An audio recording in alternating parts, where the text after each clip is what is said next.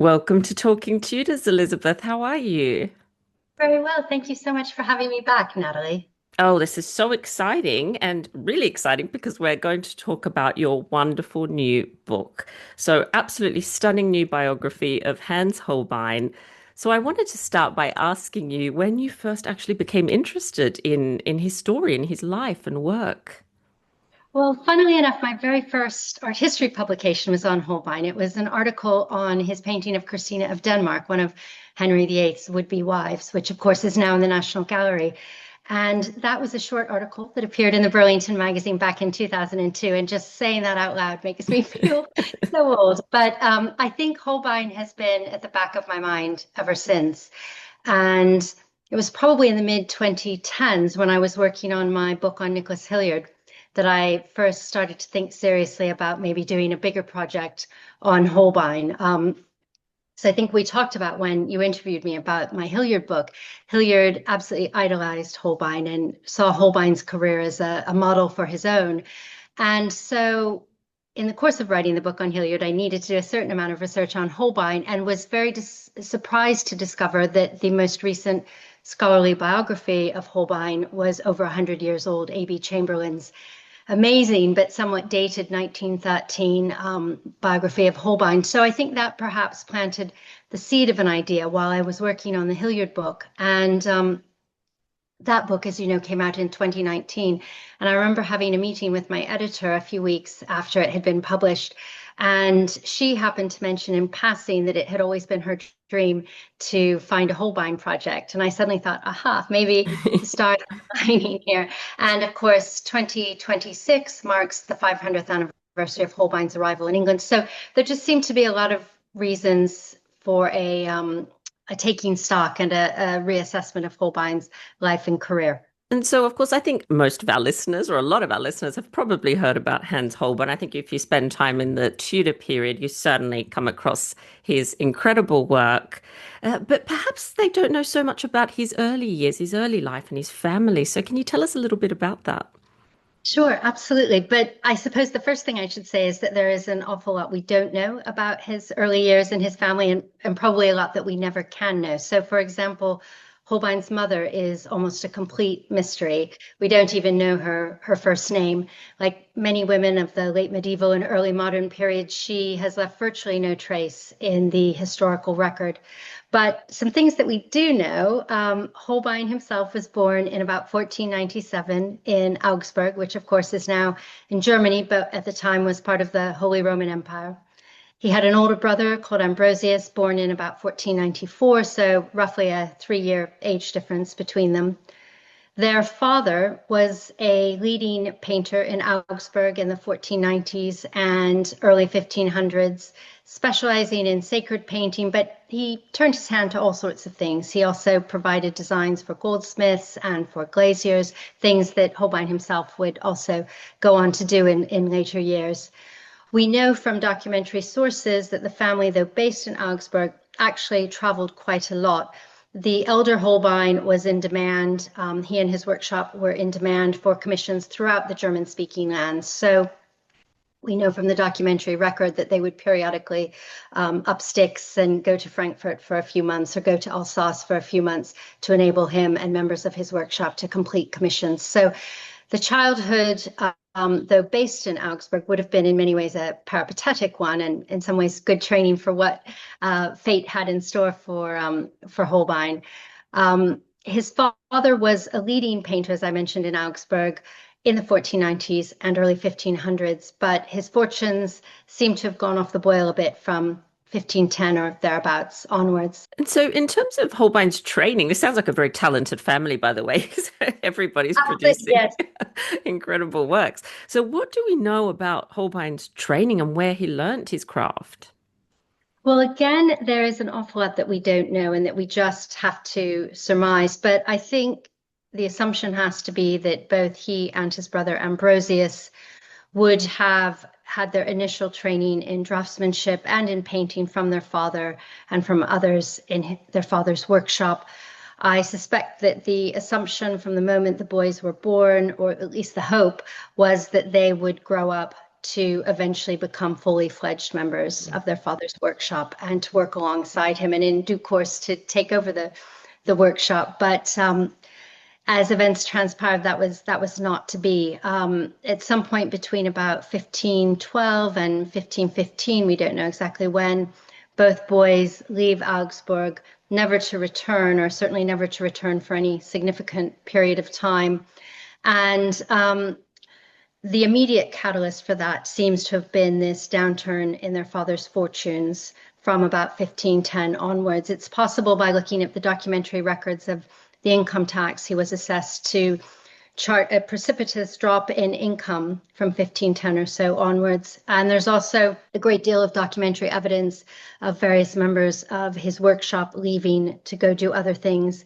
So it's difficult to know which came first. You know, does he experience the financial problems because the workshop is disintegrating, or does the workshop disintegrate because he can't afford to pay anyone anymore? But in any case, something seems to go horribly wrong in the Holbein workshop in Augsburg in about 1510, and presumably his sons saw that the future for them there was not as bright as perhaps it at one point had seemed to be. And so what does Holbein do after that? And what are some of his early commissions as well?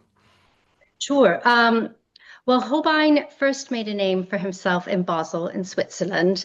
We find him and his brother Ambrosius in Basel by late 1515. They may have arrived well before then. We don't know exactly at what point they arrived in Basel. We don't know if Basel was the intended destination when they left Augsburg, or if they stopped in other towns and cities along the way and eventually sort of found themselves in Basel by chance. We just, again, those are question marks, and we may never have definitive answers to those questions.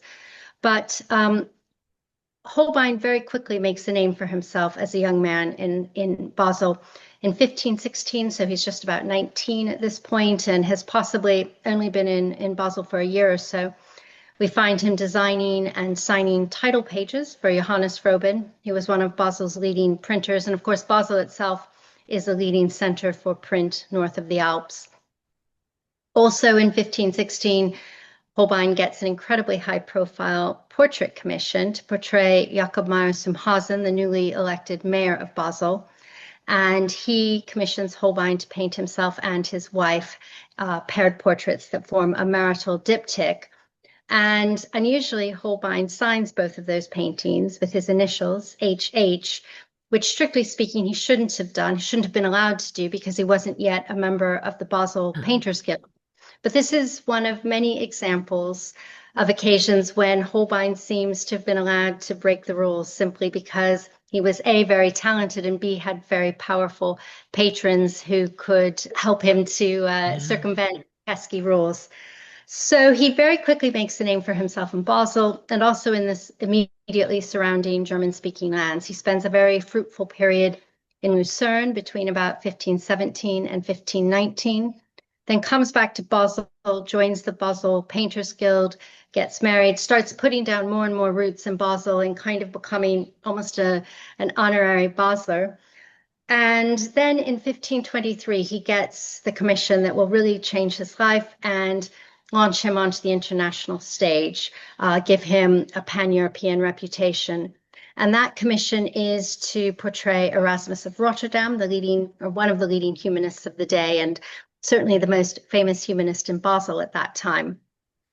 Holbein creates two portrait types or templates for Erasmus, which were then designed for replication so that Erasmus could send copies and variations of these two types to humanist friends all over Europe, and also to powerful people whose patronage he hoped to attract. So just for convenience, I, in the book, have referred to these two types as the thinking type and the writing type. There's no evidence that Holbein ever used terminology like that, but I thought it just made it a little easier in the book to distinguish between the two. So the writing type depicts Erasmus in profile at his writing desk, pen in hand. The thinking type depicts Erasmus in three-quarter face, gazing contemplatively into the middle distance. And we know that as early as 1524, copies and variations on these two templates were making their way across Europe. So in 1524, a version of the Writing type goes to France, probably to the French king, Francois Premier. Erasmus was trying desperately at this point to attract Francois' patronage. He was hoping for some sort of gig at the French court. And two versions of the thinking type go to England, one to William Warham, Archbishop of Canterbury. The other recipient is not explicitly named in the surviving sources. I speculate in the book that Sir Henry Guilford, another friend of Erasmus's at the English court, might have been the recipient. I found some very interesting documentary evidence in the form of an overlooked inventory of Guilford's goods that would certainly support the idea that he was the recipient of this version of the thinking portrait that went to England in 1524.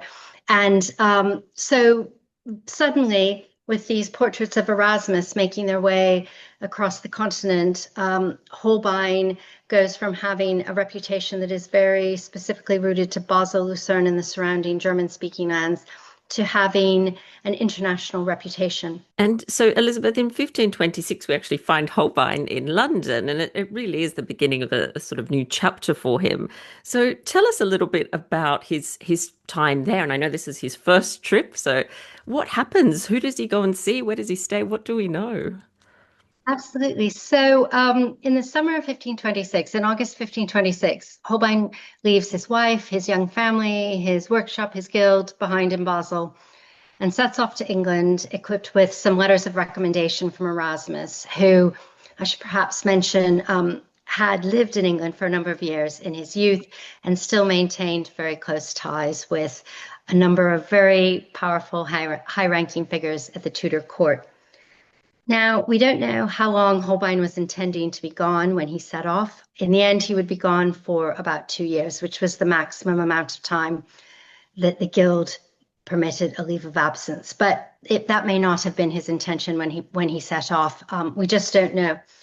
It is clear, however, that the chief motivation was financial. One of Erasmus's letters of recommendation for Holbein makes reference to the fact that he's going to England in the hope of finding angels, which is a pun on the English coin of that name.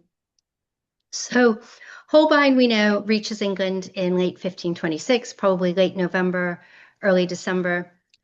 He makes a beeline for Chelsea for Sir Thomas More's house. Sir Thomas More was an old friend of Erasmus's and probably his closest, dearest friend at the English court. And conveniently, at this point in time, More was very, very close to the king and had a great deal of political patronage and artistic patronage to dispense.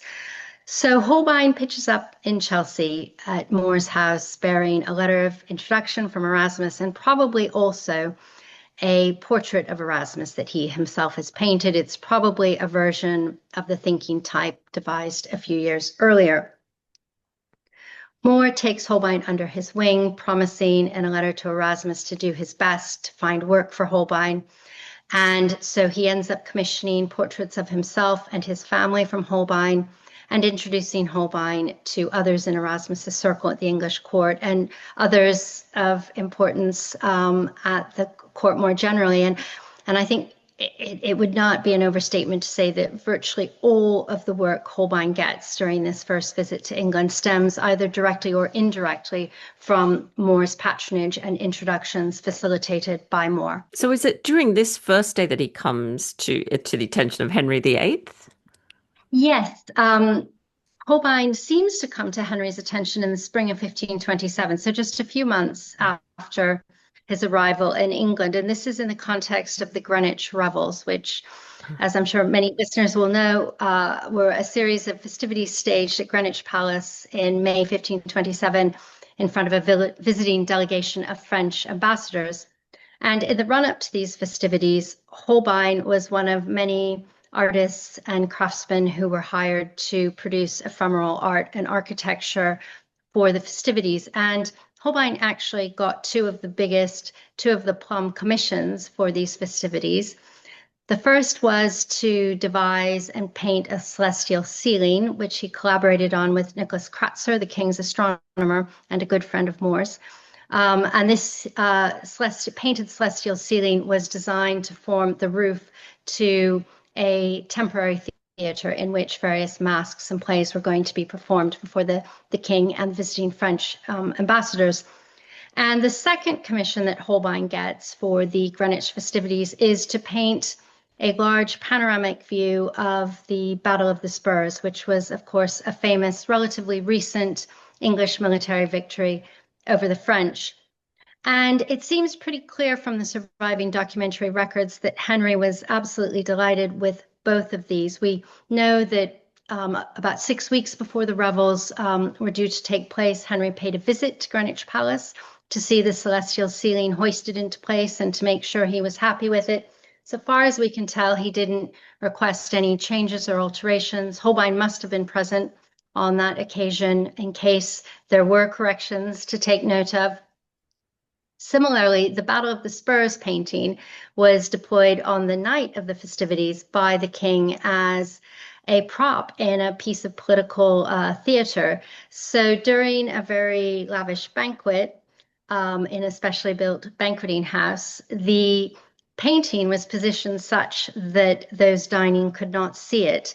But when Henry led his guests out of the banqueting hall in the direction of the theater, once they had left the banqueting hall, he asked everyone to turn around and directed his French visitors' eyes to Holbein's painting, which was now visible, affixed to the back of a triumphal arch, and thought it was absolutely hilarious to watch the faces of the French hall when they see what is being depicted.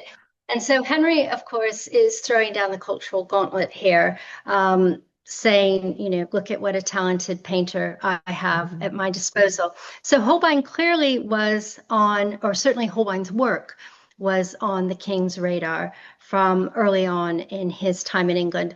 Whether Henry clocked what Holbein's name was or who Holbein was, we don't know. But certainly the work that he created for the Greenwich Revels seems to have caught the king's eye and everyone's eye. All the eyewitness written accounts of these festivities make much of both the celestial ceiling and the Battle of the Spurs. These were clearly the standout visual elements of the festivities. Oh, how I would have loved to have seen that ceiling. It sounds Yeah, absolutely stunning. I know that's one of the frustrating things with court festivals. They were so important and so much time and money was lavished on them, and the best artists of the day worked on them, but it was all designed to be ephemeral and to be thrown away like a stage prop. So, yes, we Incredible. just have to use our I know, imaginations. I know, I know. And Greenwich Palace as well. My goodness, what a loss. And so, presumably, there are other artists, of course, at the Tudor court working there for Henry. So, do we know anything about how Holbein is actually getting on with some of these other artists? We don't really know how he's getting on. I suspect there may have been some tensions at times between Holbein as a foreign-born Yeah. artist who's just passing through and some of the native-born artists. So, for example, the most prestigious commissions for the Greenwich Revels went to foreigners, Holbein and a Tuscan-born painter and sculptor called Giovanni da Maiano, who had come to England in the early 1520s at Cardinal Wolsey's invitation to do some work at Hampton Court and was still around in 1527. So it was Giovanni da Maiano who got the commission to create a couple of triumphal arches, and Holbein who gets the aforementioned painting commissions. These two were paid vastly more than the native-born painters and stainers who helped them with the sort of dog's body work. And so one can only imagine there may have been some tensions at times. Of course, the evil May Day riots of 1517 were only a decade earlier. They must have been a memory for some of those still working on the Greenwich Revels. I mean, some of those who were assigned to help Holbein may have been amongst the rioters in 1517. I should perhaps pause just to remind everyone that the evil May Day riots were an occasion when native-born craftsmen took to the streets of London to protest the influx of foreign-born craftsmen and artisans who, as they saw it, were stealing their jobs and their work. And so, Elizabeth, you talked about the fact earlier that the guild that Holbein belonged to usually only allowed artists to be away for sort of 2 years or members to be away for a couple of years. Is this why he decides to go back to the continent in 1528, or are there other reasons?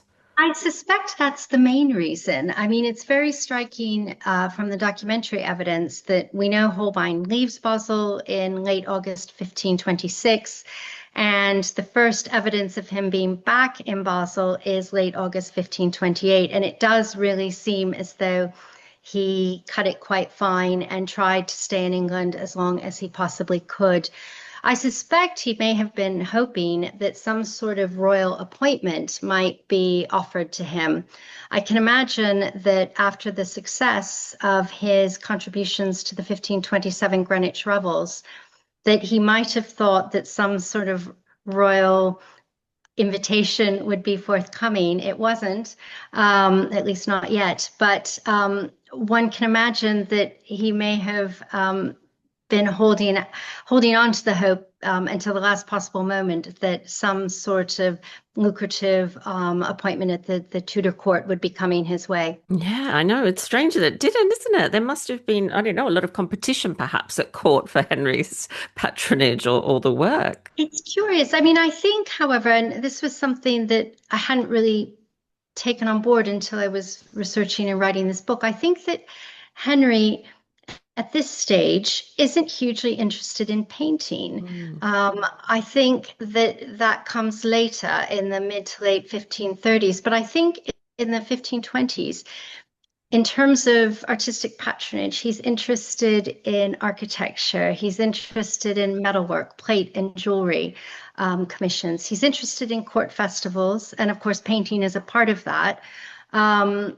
But I don't think Mm. he's hugely interested in painting per se. It's very interesting. In about 1527, the Republic of Florence wanted to curry favor with both Francois Premier and Henry VIII, and they sent paintings to the French king, and they sent manuscripts containing madrigals and motets to Henry VIII. And I think that is an interesting index of how the two monarchs were perceived, or what their interests were perceived to be. And I just think painting wasn't something at this point in time that Henry VIII was hugely interested in. Yeah, that's really interesting. And so I know that you have made some very exciting discoveries while researching and writing your book. And of course, I recommend everyone buy it to read about all of that in detail. But can you give us maybe a little peek into some of those interesting things you uncovered while working on this? Well, I had a lot of fun looking at inventories and other documents illustrative of the ways in which English domestic interiors were kitted out at this stage. And what became apparent the more and more I delved into these types of documents is that it really is through Holbein and early patrons like Moore that the English love of displaying painted portraits in their long galleries is born and takes off. I mean, we think of this now as such a quintessentially English thing. But when Holbein arrived in England in the 1520s, it wasn't a thing yet.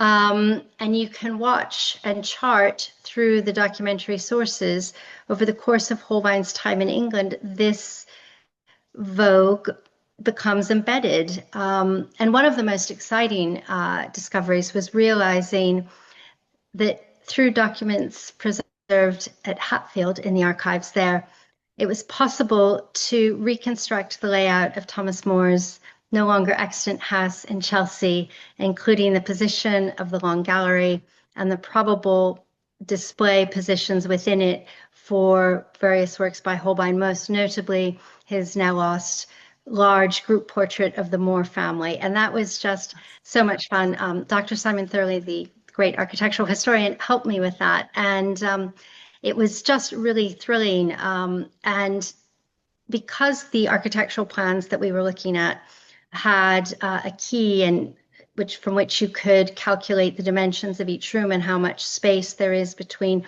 windows and fireplaces, etc. It was possible by process of elimination in the Long Gallery to figure out where the Moore group portrait had to go, because there were a limited number of places on the walls where something so large would have been able to fit. So that was really lovely. I felt that for me helped to bring to life Moore's picture gallery, which in some ways was kind of, the first place that people in England would have encountered Holbein's paintings, and almost probably from Holbein's point of view, a sort of showroom, because guests at Moore would see Holbein's pictures on Moore's walls and then perhaps go away and decide to commission something from Holbein themselves. So that was really great fun and very, very satisfying. Oh, I love that.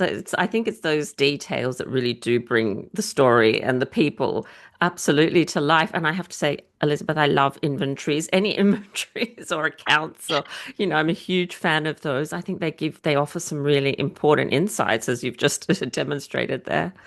I love them too. I'm delighted to hear that that you're a kindred spirit because yes, sometimes I'm slightly embarrassed to admit just how much I love inventories and accounts, but they tell you so Oh, they much. do. I find them absolutely invaluable. And so, of course, when Holbein leaves England in sort of August, I think you said 1528, the king's great matter is in full swing, but he returns to a very different court in 1532. It's a changed landscape, isn't it, politically, religiously? So, how does he navigate that changed landscape when he returns, and what sort of commissions does he work on? Well, absolutely. Holbein returns. We don't know exactly when he arrives in England, but it's sometime in the spring of 1532. So, pretty much around the time that More falls from royal favor and resigns his offices.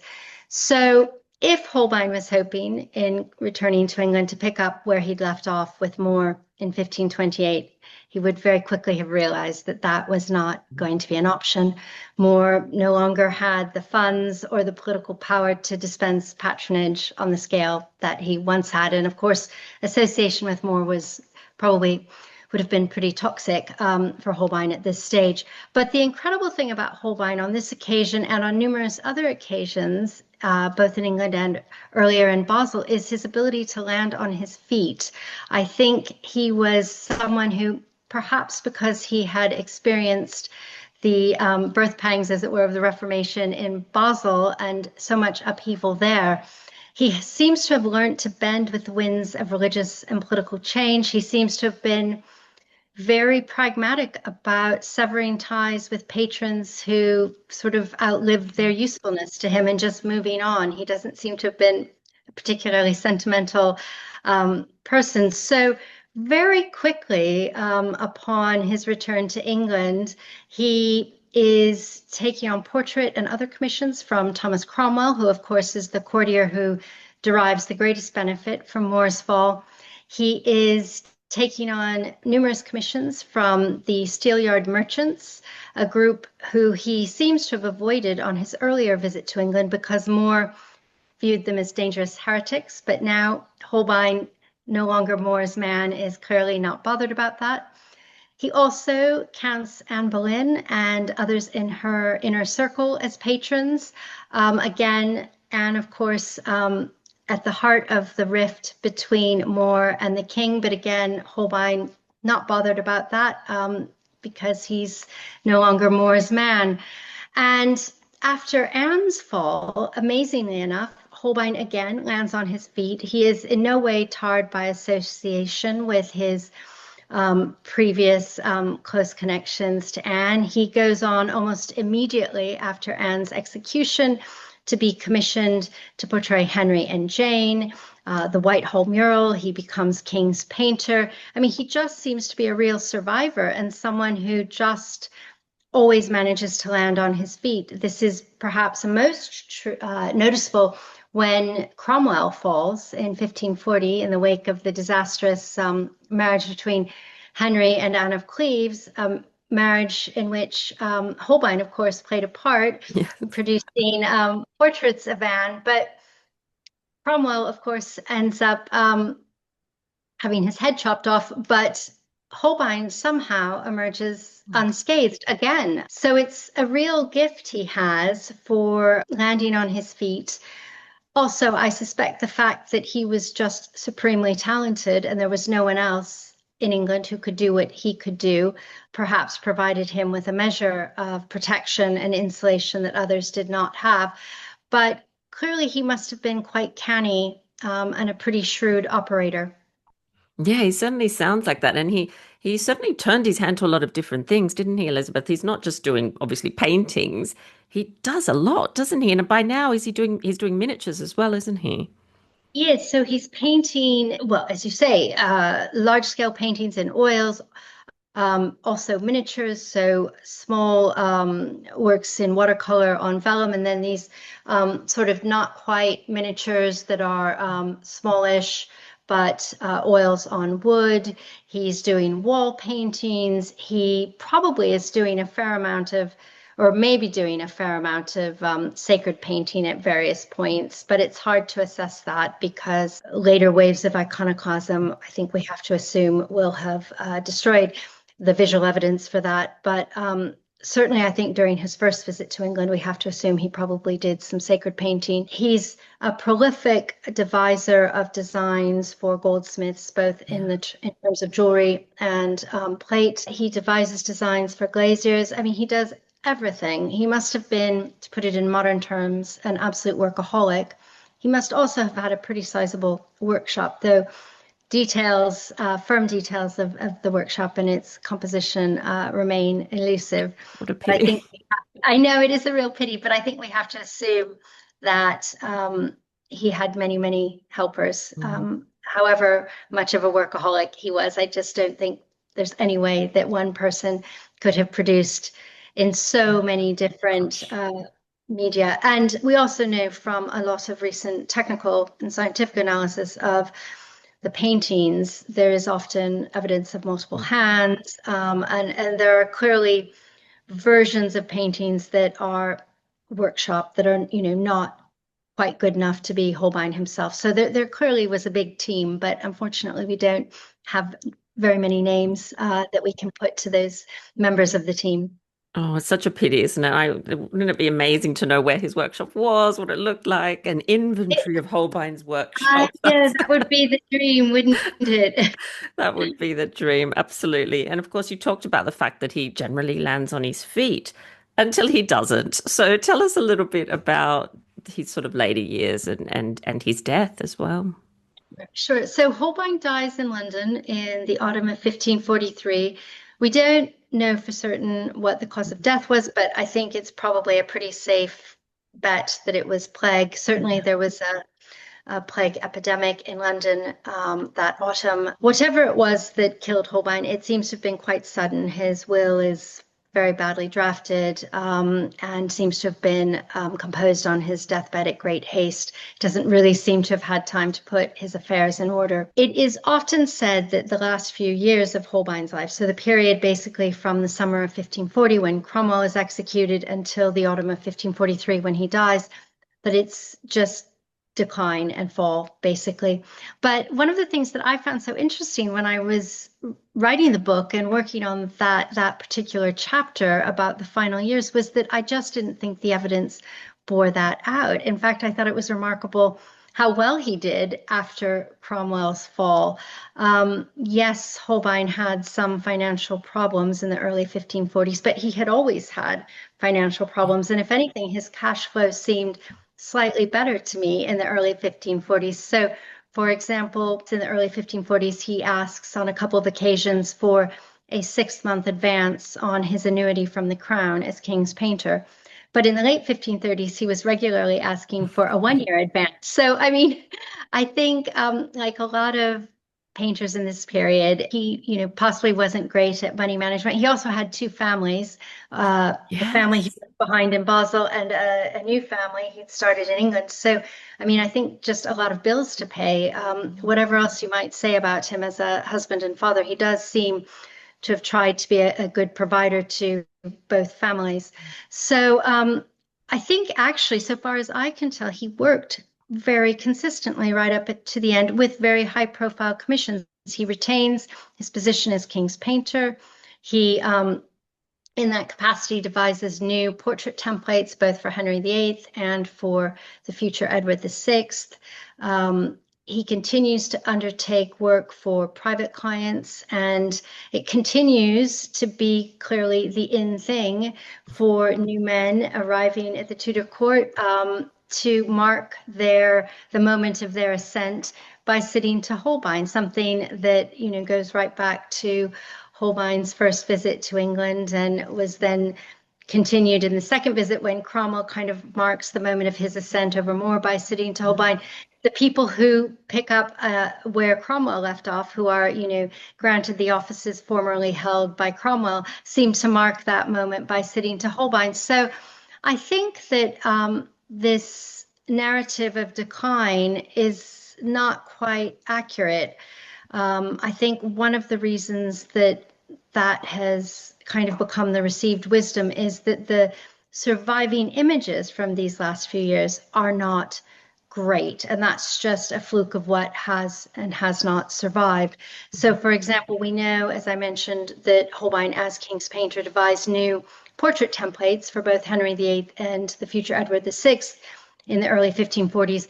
But the examples that survive are not by Holbein's own hand. So we have to kind of use our imaginations to figure out what the now lost Holbein originals might have looked like. Similarly, Holbein had an incredibly prestigious commission from the Barber Surgeons Company to portray Henry VIII and the Barber Surgeons. The painting survives, but is much damaged. It was damaged by the Great Fire of London and has never really been the same since. So again, I think the fact that the painting survives in a less than perfect state has had an impact on how people have perceived the final years of Holbein's life and career. But I think all the evidence really suggests that it was just, once again, him landing on his feet and carrying on. And the fact that he retains his position as King's painter and his head, I think Yeah. is remarkable. Yeah, And again, I a agree. testament to the idea of him as the consummate survivor who just somehow keeps going. There's a wonderful story that Carol Van Mander tells, which may be, something we should take with a pinch of salt, but he recounts a story in which Holbein, hard at work in his workshop, was interrupted by an earl who barged in demanding that Holbein stop what he was doing and paint the earl's portrait right then. And Holbein didn't want to do that. And an altercation ensued, and Holbein shoved the earl down a flight of steps, went to the king and complained. And Henry allegedly said, don't be ridiculous. I could raise any man to an earldom. I can, there's only one, Hans Holbein. So if there's even a pinch of salt or a pinch of truth in that story, I think that perhaps gives some insight into why Holbein always seemed to land on his feet at the Tudor court. I mean, I think Henry, though initially in the 1520s, not that interested in painting and portraiture, at a certain point in the mid 1530s seems to wake up to the idea that this is a powerful propaganda tool, a powerful means of shaping his own image, which frankly from the mid 1530s onwards was in need of some rehabilitation.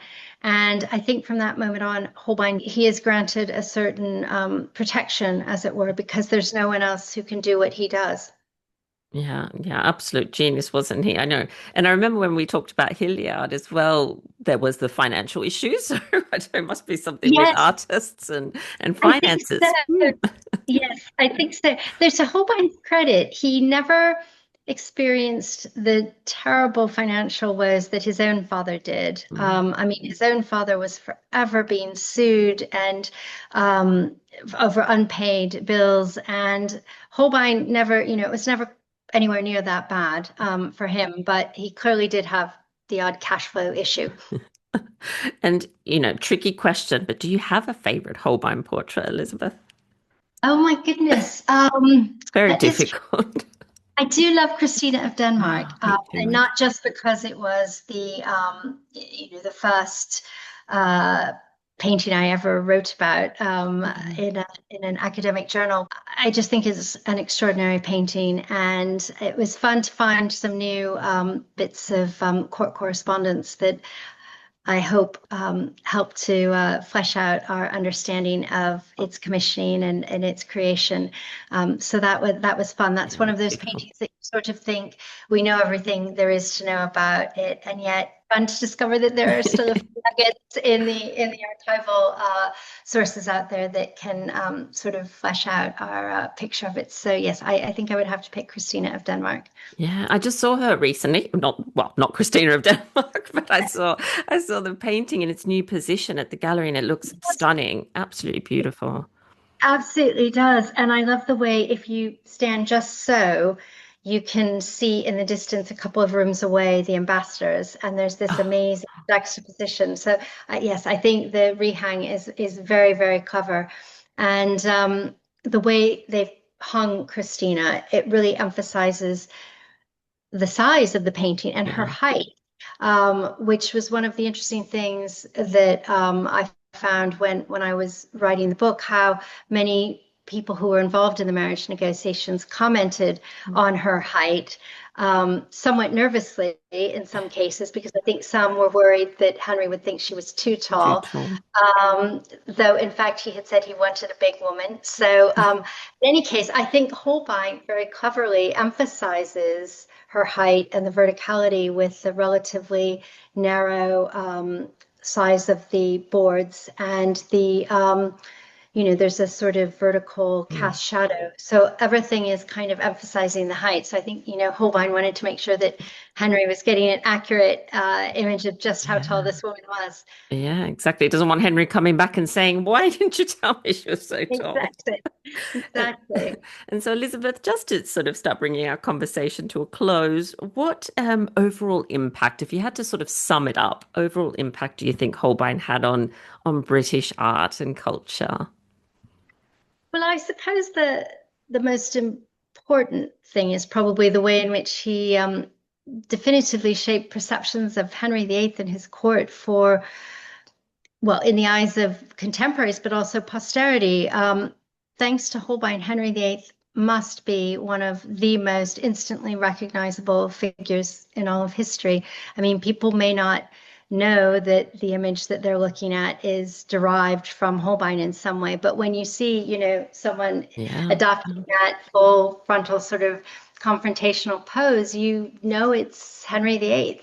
And that's in terms of branding. And I mean, it's just extraordinary 500 years on. Um, and I was really struck when I was writing the epilogue to the book, which kind of traces the afterlife and various ways in which Holbein has had an influence in all sorts of ways. I mean, I was struck by the number of later artists of the first rank who copied paintings by Holbein or in some way riffed on paintings by Holbein. Also struck by the number of writers who were profoundly influenced by Holbein, Dostoevsky, Henry James, Edith Wharton. It's really, really Mm. interesting the breadth of Holbein's reach. And I think as well you can see in the reception of his art the beginnings of collecting and connoisseurship in their modern senses. I mean, if you look at the Lumley inventory, which, as you of course will know, is being a fellow infantry geek, is a document from about 1590, compiled by Lord Lumley's steward, John Lambton, listing Lumley's paintings and other objects. And there are a lot of strike-throughs with the Holbein entries. Lambton, presumably with Lord Lumley, Mm. in consultation with Lord Lumley, returns to the inventory at some point after the initial compilation to rethink some of the Holbein attributions. And I think that's very interesting. You see the beginnings of this sense of collecting and connoisseurship, the desire for accuracy, the beginnings of art history as the modern discipline we now know it. Interesting too, I think, the way in which for so many of the great collectors through the centuries, owning Holbeins has been of paramount importance, whether it's Lumley in the late 16th century, the Earl of Arundel in the 17th century, Henry Clay Frick and Isabella Stewart Gardner in the early 20th century. It's remarkably consistent how desirable Holbein's works have been for collectors of the first rank. And obtaining Holbeins is, for many of these collectors, what makes them feel that they have now arrived as collectors. So really just an extraordinarily varied range of impacts and influences, and just remarkable, I think, 500 years on, how relevant Holbein still is. So true, so true. And I really do think we have Holbein to thank for the popularity of the Tudor period. I really do I'm think sure this is that's the right. yeah, I think it's the first time really if we think that we can see these people and connect with them and it's not just a kind, Exactly. it's more realistic, isn't it? I do feel that's played a big Absolutely. part. I think that's right. And I love the way in Six, the musical. I mean, Hol I Holbein love gets I stuff. love that. Yes. So yes, I absolutely agree. I mean, I think Holbein created the Tudors as the modern global phenomenon they now are. Yeah, yeah, absolutely. And very last question is the Tudor takeaway. So I do ask all my guests for a takeaway. So this is just something for our listeners to go off and explore after the episode.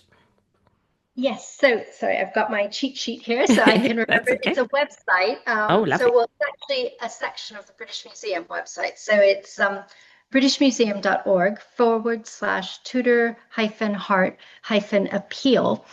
And Oh, if you click on that, you will get to read about an amazing, amazing piece of jewelry, which was discovered by chance by a metal detectorist in a muddy field in Warwickshire a few years ago. It's an extraordinary gold locket, which is enameled with Tudor roses and pomegranates and the initials H and K, obviously for Henry and Catherine of Aragon. We think it was a gift from Henry to Catherine around 1518.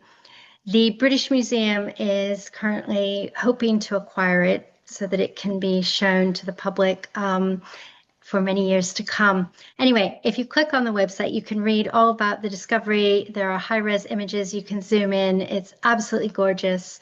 And there's also a link to click on if yeah. you want to donate to the appeal. But it's just an exquisite, exquisite object. And so extraordinary to think that objects like this are lurking in fields I in know. Warwickshire.